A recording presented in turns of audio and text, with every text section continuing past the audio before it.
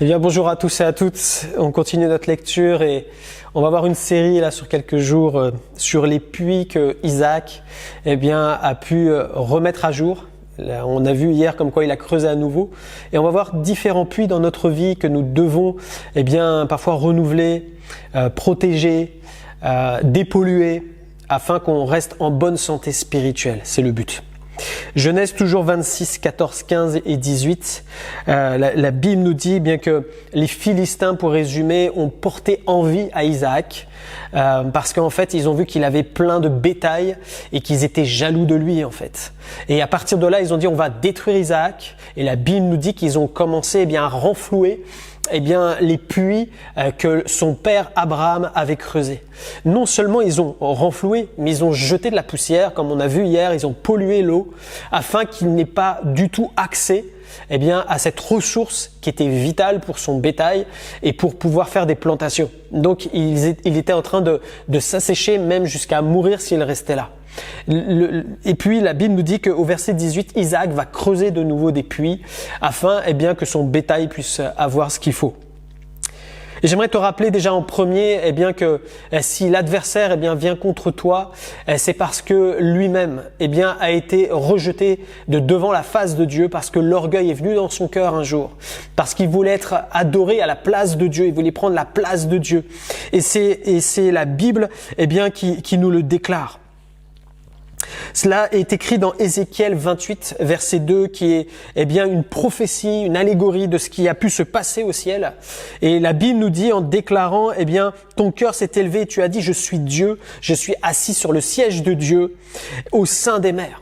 C'est-à-dire que l'adversaire a dit, c'est moi Dieu. À partir de là, Dieu l'a précipité. Ézéchiel 28, 17, je te jette par terre. Donc en fait, Dieu a précipité l'adversaire de notre âme du ciel et la Bible nous montre que l'adversaire a entraîné avec lui un tiers des anges dans sa folie meurtrière. Et puis il en a fait son royaume, c'est le royaume des ténèbres. Et aujourd'hui, le cœur de l'adversaire est dirigé contre Dieu, est dirigé contre nous qui appartenons à Christ et il t'a en horreur. Et son but, c'est de t'assécher, de te détruire. Et la première chose qu'il va essayer de toucher dans ta vie en tant qu'enfant de Dieu, c'est l'adoration. Pourquoi ? Parce que lui-même voulait être adoré et que le fait que tu adores Dieu, c'est quelque chose qui le rend encore plus colérique que colérique.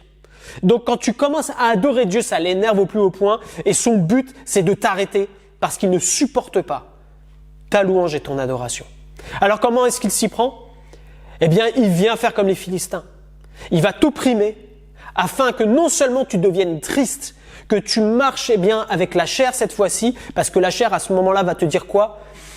Tu es triste, tu n'as plus envie de louer, tu n'as plus envie de prier, tu n'as plus envie de chanter, tu n'as plus envie de croire. Ça, c'est notre chair, c'est les émotions, les sentiments qui sont mis à mal. Et si tu écoutes cela, tu vas t'arrêter. Tu vas dire, non, j'ai plus envie. Vous savez, cette fameuse phrase qui traîne dans nos bouches en tant que chrétiens, je n'ai plus envie. Elle ne devrait pas être là. Parce que nous ne marchons plus par l'envie, par la chair, nous marchons par l'esprit. Un enfant de Dieu marche par l'esprit. L'esprit a des pensées contraires à celles de la chair et dans ces moments-là, au moment où tu es opprimé, attaqué par l'adversaire, ta chair va te dire « t'as plus envie », mais l'esprit de Dieu va te dire « loue ton Dieu ». Et c'est toi qui dois faire le choix à ce moment-là. C'est là la guerre dans ton cœur. Et l'adversaire, lui, va mettre la pression pour que tu ne puisses plus louer. Non seulement ne pas louer, mais aussi même te retourner contre Dieu, murmurer contre Dieu, et puis te mettre en colère contre Dieu de ce qui t'arrive. Et là, dans ces cas-là, il est content parce qu'il dit « j'ai atteint mon but ». Il ne me dérange plus, il se tait, même il est en train de se mettre en colère contre celui qui lui a donné la vie. Donc ne laisse pas la part belle à l'adversaire dans ces moments-là. Nous savons tous que c'est des moments difficiles, des moments compliqués, des moments qu'on n'aime pas passer. Mais c'est là où l'enfant de Dieu commence à relever la tête par la foi, parce que l'adoration, c'est de la foi pure.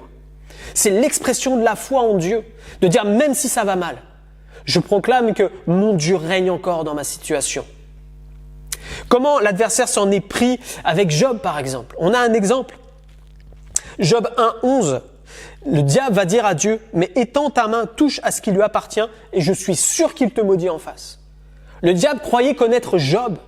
Mais c'est Dieu qui connaissait Job. Dieu te connaît. Et s'il permet que l'épreuve arrive, c'est parce qu'il a déjà prévu le moyen qui va t'emmener à sortir de là. Et en fait, il y a une pression sur la vie de Job parce que le but de diable, c'est qu'il se taise et qu'il ne soit pas un adorateur de Dieu. Il va dire, il va te maudire en face, il va se retourner contre toi. C'est ce qu'il attend de toi dans ta situation. Ne le fais pas. Comment Job lui a réagi? La Bible nous le dit. Job chapitre 1 verset 20-22, Job se leva, déchira son manteau, se rasa la tête, puis se jetant par terre, il se prosterna. Verset 21, l'Éternel a donné, l'Éternel a ôté, que le nom de l'Éternel soit béni. En tout cela, Job ne pécha point et n'attribua rien d'injuste à Dieu. Amen. Comment est-ce que Job a creusé de nouveau, a conservé le puits de l'adoration dans sa vie? En disant, Dieu n'a jamais rien fait de mal. Dieu m'a toujours béni. Et c'est pas parce que j'ai reçu et parce qu'il enlève qu'aujourd'hui je vais me retourner contre mon Dieu, au contraire. Et la Bible nous dit qu'il n'a pas péché de cette manière-là. Comme je disais, c'est une histoire d'âme. Et à ton âme, tu peux lui commander dans ces moments-là. Mon âme, bénis l'Éternel. Tu peux donner un ordre à ton âme dans le nom de Jésus. Psaume 103, verset 1, « Mon âme bénit l'Éternel ».